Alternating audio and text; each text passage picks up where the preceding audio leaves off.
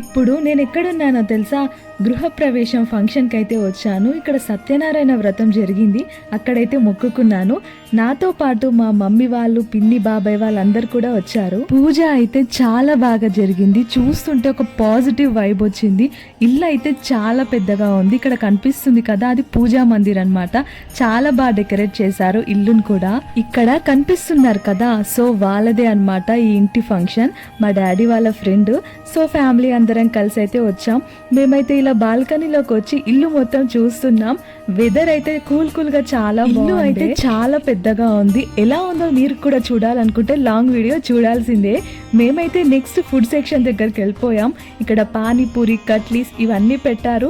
But నేనైతే direct food section దగ్గరికి వెళ్ళిపోయి ఫుడ్ అయితే తినేసాను. నెక్స్ట్ అయితే ఇలా ఐస్ క్రీమ్ కూడా తిన్నాను అనమాట. ఇంతకీ ఈ ఇల్లు మొత్తం కట్టడానికి ఖర్చు ఎంత అయిందో తెలుసా? 11 కోట్లంట. అందుకే ఆ ఇల్లు అంత బాగుంది.